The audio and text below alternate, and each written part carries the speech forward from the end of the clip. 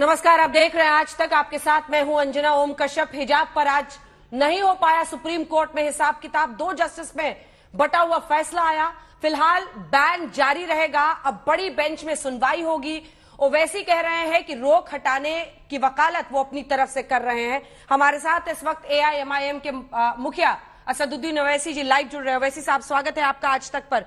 मेरा पहला सवाल आपसे यही कि आप जस्टिस उलिया की जो बातें हैं उसका हवाला दे रहे हैं, लेकिन दूसरी तरफ जस्टिस गुप्ता भी तो हैं। उनका तो यही मानना है कि बैन बरकरार रहे। ऐसे में आप कैसे कह सकते हैं कि रोक हटा दी जाए? नहीं, हम तो उम्मीद कर रहे थे कि सुप्रीम कोर्ट से यूनानिमस जजमेंट आएगा हिजाब के फेवर में, मगर सुप्रीम कोर्ट के दोनों जजेस ने डिफर किया है, तो वो उनका वो राइट है, हम उसको रिस्पेक्ट करते हैं। अब जस्टिस धूलिया साहब ने जो कहा है, मेरी नजर में वो सही बात उन्होंने कही है, क्योंकि उन्होंने क्या कहा है, उन्होंने ये कहा है कि चॉइस एक बहुत बड़ी चीज होती है किसी भारत के नागरिक के लिए, और उन्होंने कहा कि चॉइस ना ज्यादा ना कम वो चॉइस है। उन्होंने आर्टिकल 14 और 19 का हवाला दिया है, तो मैं उसको मेरी नजर में वो एक बेहतरीन फैसला धूलिया साहब का था। लेकिन दूसरी तरफ एक राय ये भी तो है ना कि जो एसेंशियल प्रैक्टिसेस में नहीं आता है इस्लाम में, उसको लेकर क्यों इस तरह की बात की जाए? बात स्कूल में यूनिफॉर्म की है ओवैसी साहब, बात स्कूल में यूनिफॉर्म की है। ये जो गुमराह किया जा रहा है कि देश भर में हिजाब पर बैन लग रहा है, ऐसा नहीं है ना। ये बात स्कूल में यूनिफॉर्म की है। नहीं, देखिए, अगर आप यूनिफॉर्म में एक सिख लड़के को टर्बन पहनने की इजाजत देंगे, आप स्कूल में एक हिंदू लड़की को विभूति, सिंदूर और मंगलसूत्र भी अगर पहनना चाहे तो पहनने की इजाजत देंगे, मगर आप एक स्कूल में एक मुस्लिम लड़की को हिजाब पहनने की इजाजत नहीं देंगे, तो वो राइट टू इक्वालिटी के खिलाफ है, और वो आर्टिकल 19 के भी खिलाफ है, वो राइट टू चॉइस के भी खिलाफ है। हम ये कह रहे हैं कि जो भारत के कर्नाटका के स्कूलों में जो बच्चे जाते हैं स्कूल पढ़ने के लिए, अगर वो एक दूसरे रिलीजन की प्रैक्टिसेस को नहीं देखेंगे तो वो दुनिया का कैसा सामना करेंगे? वो कैसे भारत की इस डाइवर्सिटी को कैसे एक्सेप्ट करेंगे? और फिर उनकी नजर में ये होगा कि देखो, मुसलमान लड़कियां हिजाब नहीं पहन सकती, तो उनकी नजरों में मुसलमान लड़कियां कम नजर आएंगी उनको। यही बच्चे कल भारत का मुस्तकबिल है, इस देश को लेकर आगे जाएंगे। तो ये तो और जरूरी है कि उस स्कूल में वो सब रिलीजन को देखें, डिसएग्री जरूर करें, मगर महसूस तो करें, जैसा कि मैंने अपने स्कूल में देखा था और आज भी हम देखते हैं। तो इसीलिए हम कह रहे हैं कि आप जब दूसरे रिलीजन के प्रैक्टिसेस को अलाउ कर रहे हैं, तो आप इसको क्यों नहीं अलाउ करेंगे? जहां सवाल हिजाब एसेंशियल है या नहीं, मैं आपको बता रहा हूं कि ये कर्नाटका हाईकोर्ट का जजमेंट बिल्कुल गलत था। अब मिसाल के तौर पर कुरान की आयत है कि ला इकरा फिद्दीन, कि रिलीजन में जबरदस्ती नहीं है, वो रिलीजन एक्सेप्टेंस में है, हिजाब के मामले में नहीं है। हिजाब के मामले में सूरह अहज़ाब की आयत है, और वो मुस्लिम लड़कियां उस कुरान की आयत को अल्लाह का कलाम समझकर उसको एक्सेप्ट कर रही है। बाज मुस्लिम लड़कियां नहीं पहनती, उनका राइट टू चॉइस है। मगर ये बोलना कि ERP नहीं है, अरे ERP कैसे नहीं यार? अब मैडम और एक बात समझिए, जस्टिस धुलिया ने क्या कहा सर?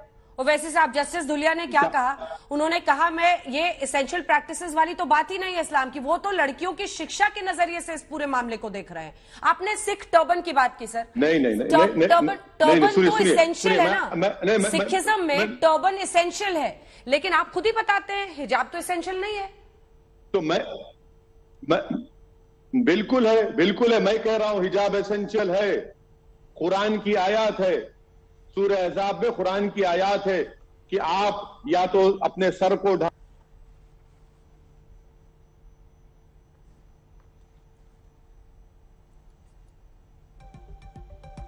ऑडियो नहीं आ रहा सर, ऑडियो नहीं आ रहा। एक सेकंड, ऑडियो नहीं आ रहा। अनम्यूट करना पड़ेगा। म्यूट तो नहीं हो गया है?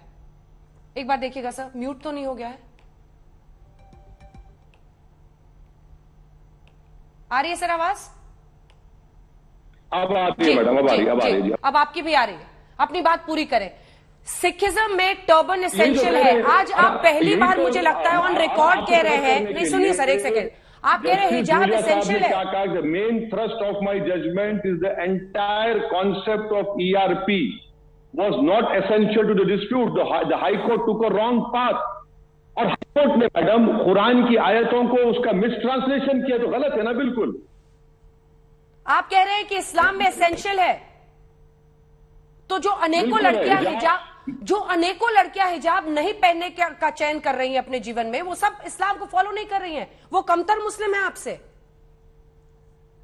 देखिए, ये कमतर है या नेक है या वली है या वलिया है, इसका फैसला तो अल्लाह करेगा।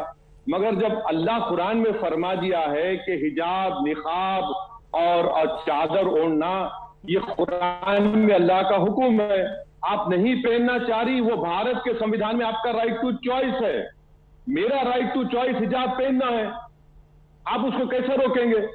नहीं। और मैं किसी के नेक होने पे या खराब होने पे मैं फैसला नहीं कर सकता हूं, क्योंकि जब मैं अपने गिरबान में सुनिए, जब मैं अपने गिरबान में झांकता हूं तो मैं खुद एक गुनाहगार आदमी हूं। मैं कौन हो सकता हूं किसी का फैसला करने वाला कि ये नेक औरत है, ये गुनाहगार है? ये तो अल्लाह करेगा। मगर जो अल्लाह का कुरान में फरमान है वो तो ये है ना, वो एसेंशियल है।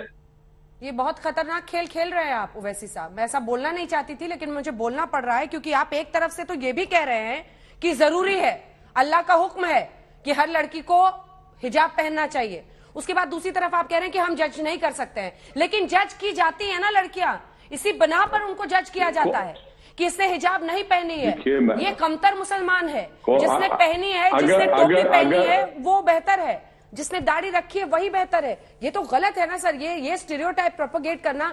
ईरान से लेकर विश्व भर में ऐसे मुल्क हैं जहां पर लड़कियां विद्रोह कर रही हैं, वो हिजाब नहीं पहनना चाहती हैं, बाल काट रही हैं, हिजाब नहीं पहनना चाहती हैं। आप तो उन पर नैतिक दबाव डाल रहे हैं, दमन का हथियार बना रहे हैं सर। नहीं, आप देखिए मैडम, मैं आपको कह रहा हूं कि आप मुझे लेक्चर दे रही है।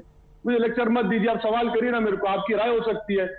आप ही के इंग्लिश चैनल की एक रिपोर्टर ने लाइव चैनल पर अपने बाल काटे, क्या उस चैनल के रिपोर्टर को हिजाब पहनना था? फिर आप उन मुस्लिम कर्नाटका की मुस्लिम लड़कियों के बारे में, ईरान में जो हो रहा है आपको उसकी फिक्र है, जहां पर फंडामेंटल राइट्स नहीं है।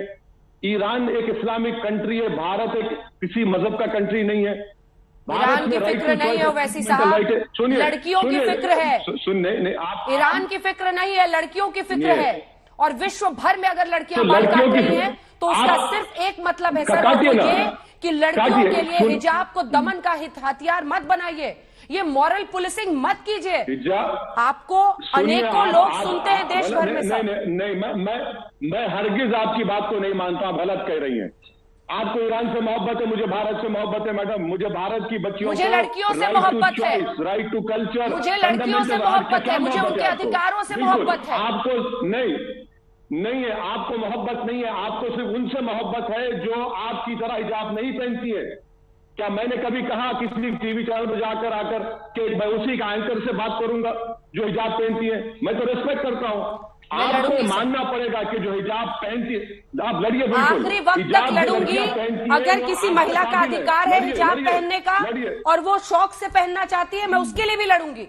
लेकिन अगर कोई शौक से नहीं पहनना चाहती है तो मैं उसके लिए भी लड़ूंगी, लेकिन स्कूल में नहीं। जहां यूनिफॉर्म है वहां पर नहीं, बिल्कुल सही है। जहां पर यूनिफॉर्म है वहां पर नहीं। सुनिए, जहां पर सारे बच्चे एक समान। यूनिफॉर्म का मतलब क्या होता है सर? यूनिफॉर्म का यही मतलब होता है ना कि भेद हटे, बच्चे एक जैसे दिखे, एक जैसी अपनी पढ़ाई करें। स्कूल है ना सर, यूनिफॉर्म है। सुन तो लीजिए, अब आप बोले ही जा रहे हैं तो अगर आप एक जहन बनाकर आए हैं कि मैं अपनी बात को कह दूंगी, मुबारक हो आपको। मगर जब आप हमको बुलाए हैं आपके एक मकबूल प्रोग्राम में, तो सुन तो लीजिए। मैं आपसे कह रहा हूं कि अगर एक सिख लड़का टर्बन पहन सकता है, एक हिंदू लड़की सिंदूर विभूति लगा सकती है, मंगलसूत्र पहन सकती है, तो मुसलमान क्यों नहीं लड़की पहन सकती? मैं आपसे कह रहा हूं कि हिजाब पहनना उसका राइट टू कल्चर का हिस्सा है, राइट टू कॉन्शियस